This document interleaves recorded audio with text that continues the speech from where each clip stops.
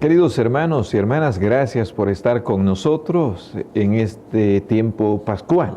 Dialogamos con Monseñor José Luis Escobar Alas, arzobispo metropolitano, y de un modo especial queremos escuchar de él algunos detalles más sobre la primera carta pastoral que ha escrito. Fue firmada el día 24 de marzo y es un texto que tiene por finalidad llegar pues a todos los fieles. Es el obispo que se dirige a la Grey, al pueblo de Dios, a la diócesis. Entonces, pero también queremos escuchar de Monseñor José Luis estos detalles sobre que expresan, entiendo que es la primera carta pastoral, Monseñor, si hubiera alguna otra más me corrige, pero los obispos de la arquidiócesis en años anteriores, en obispos anteriores, también han tenido estos detalles de escribir cartas a los fieles. Estaba pensando en Monseñor Romero, Monseñor Rivera Damas, que publicaron en su momento algunas cartas pastorales. ¿Qué pretende o cuál es la finalidad de una carta pastoral, Monseñor?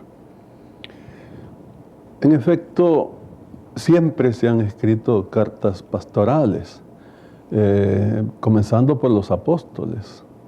Las cartas que tenemos En San Pablo. Sí, en el Nuevo Testamento tienen una finalidad pastoral, son cartas pastorales. Y después los obispos lo han hecho siempre, naturalmente. El primero, el Papa, que siempre nos está escribiendo tan importantes encíclicas. Pero hay que decir que últimamente los obispos escriben menos. Yo creo que la multitud de medios de comunicación nos ha hecho como no escribir muchas cartas. Monseñor Romero, todavía Monseñor Rivera, sí escribieron varias cartas. Ya Monseñor Sáenz escribió solo una, tengo entendido. Y yo veo a mis hermanos obispos, solamente Monseñor Constantino nos escribe unas cartas pequeñas, pero muy bonitas, y creo que nos ha escrito ya 2 cartas. ¿Cuál es la finalidad?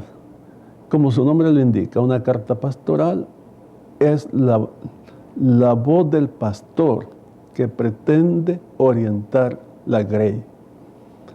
Sobre todo los obispos lo han hecho y lo seguimos haciendo en momentos difíciles. La iglesia tiene que expresarse, tiene que ser luz, tiene que orientar. Eso es lo que se pretende. Pero también en momentos felices, ¿no? Hay diversas cartas pastorales, según sea el tema. Pero cuando hablamos de la temática social, como es esta, suele hacerse una carta social cuando las circunstancias son apremiantes.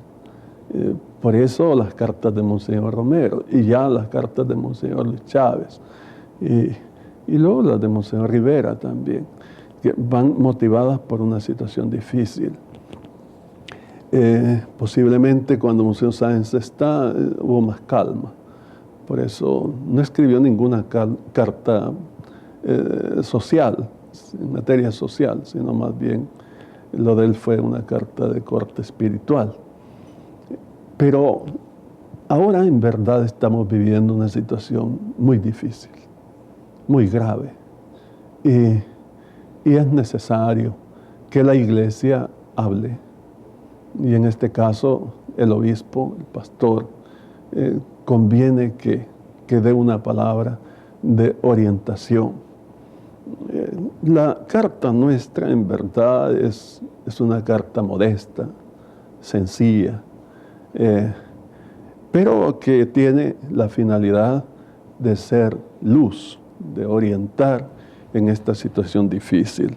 ¿A quién se dirige el obispo con una carta pastoral? Pues se dirige a todos los de su jurisdicción territorial, diríamos.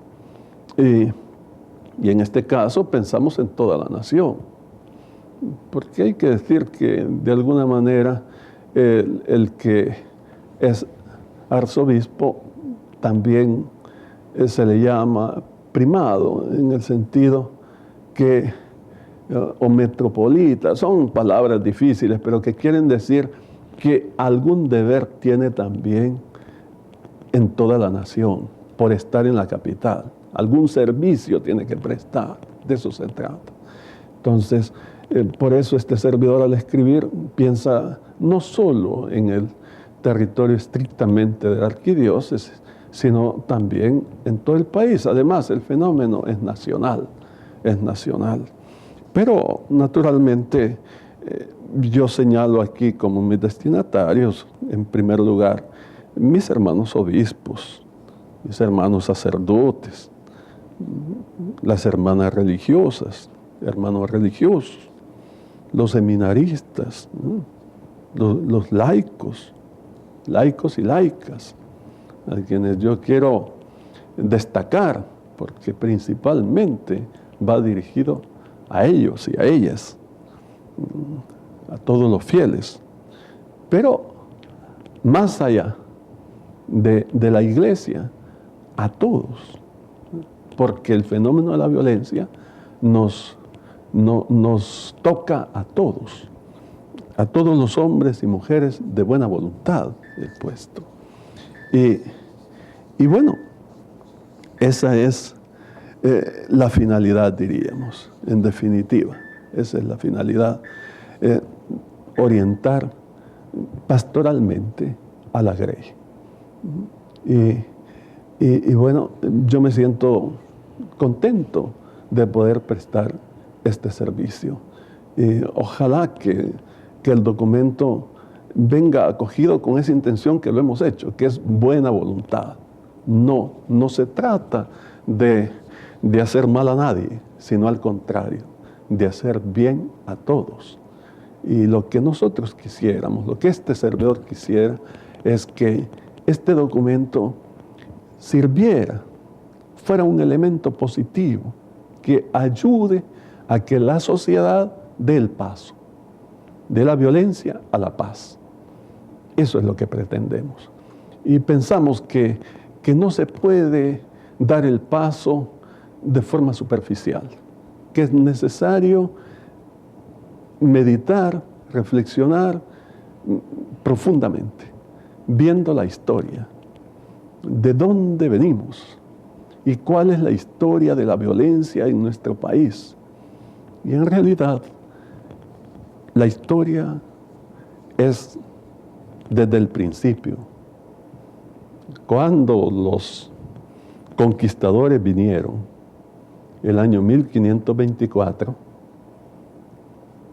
hubo mucha violencia, desde ese momento.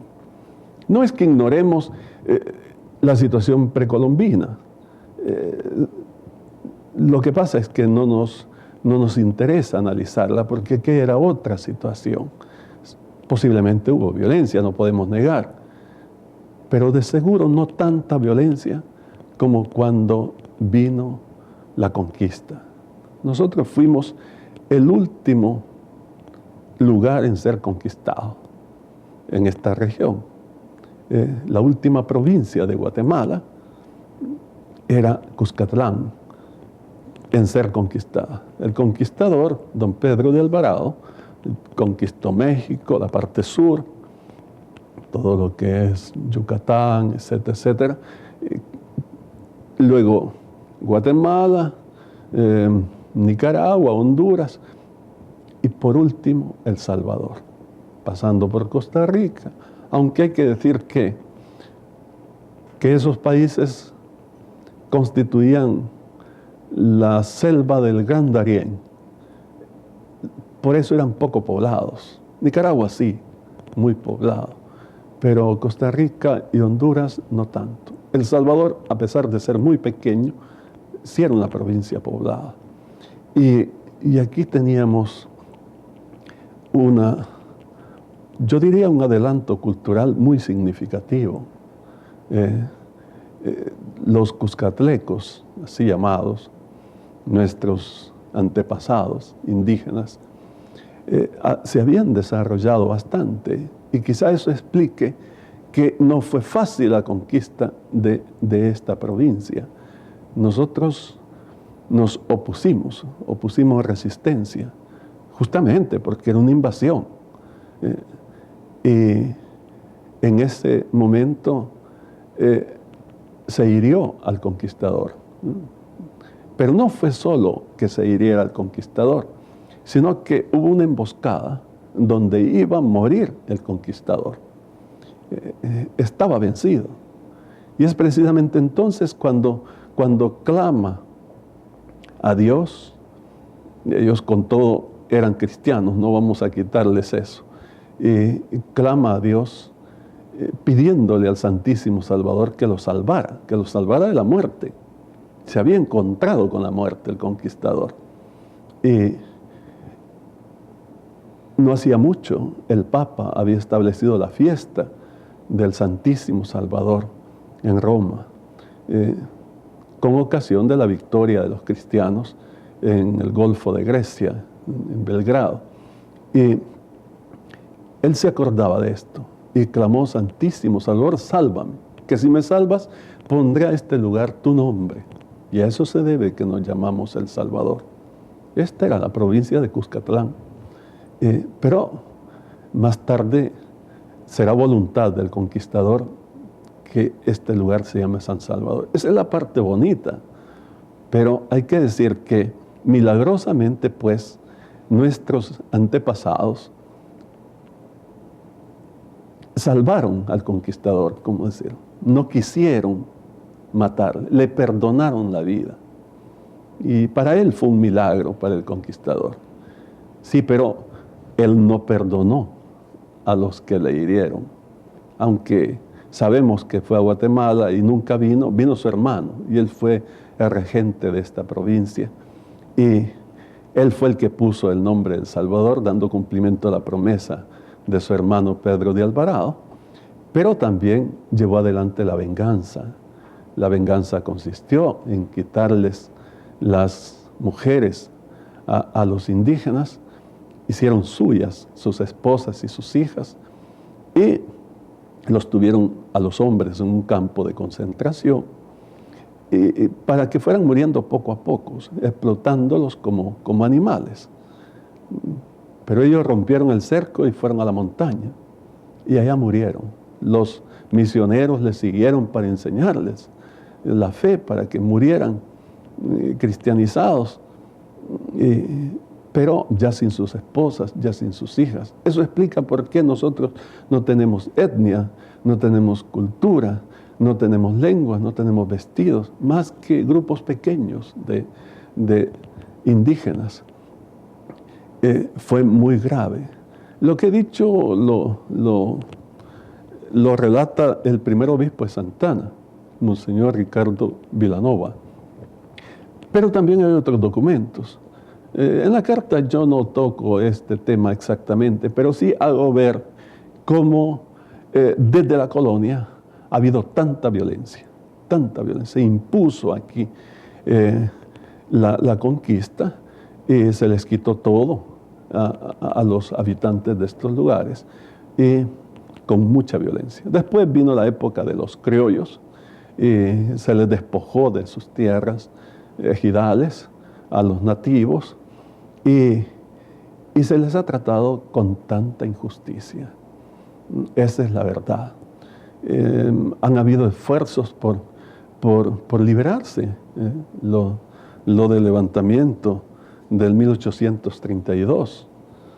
También en el 1932, a los 100 años, hay otro levantamiento, pero fueron ahogados en sangre. Y bueno, y después han habido también otros intentos, otros esfuerzos. Finalmente hemos tenido el combate, o mejor dicho, el conflicto armado que se tuvo y que se superó hasta cierto punto con los acuerdos de paz, pero que no se ha resarcido a las víctimas. Nunca. La violencia aquí ha sido impune desde el principio. Y lo que ha habido es exclusión social, individualismo. Y por encima de todo, yo diría, la idolatría del dinero, la gran diferencia social, la gran iniquidad. Y eso contradice la voluntad de Dios. Y contradice también incluso los principios humanos.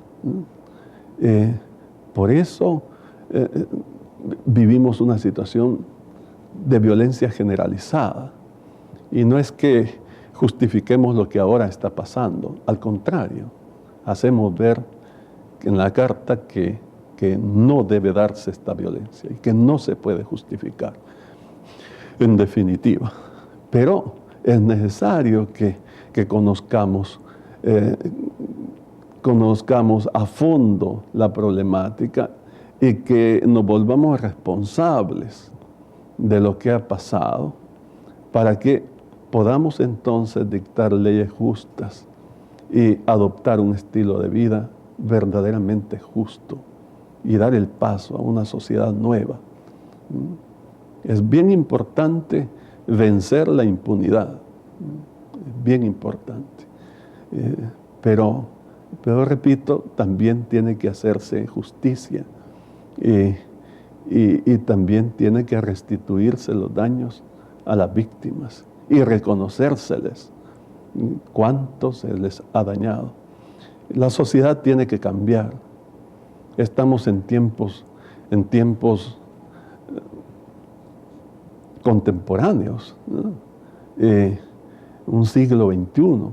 No podemos estar viviendo de forma salvaje, donde la violencia no tenga límites y donde la impunidad impere, ¿no? Debe imperar la ley, la justicia, la verdad, el bien. Monseñor, muchas gracias por darnos un adelanto de todo lo que vamos a encontrar. Esto vendría a corresponder a la primera parte de la carta pastoral, la violencia en El Salvador, aunque sin duda alguna hay otros aspectos que podrían considerarse. Monseñor, vamos a hacer una pausa y al volver vamos a seguir abordando esta temática de la primera carta pastoral que nuestro arzobispo nos dirige a nosotros. Ojalá cuando ya tengamos la oportunidad de adquirirla en la librería, la leamos con mucho entusiasmo, con mucho interés y compartamos estas enseñanzas que nos deben ayudar a dar un paso más en un camino de pacificación, de reconciliación, de fraternidad en nuestro querido país, El Salvador.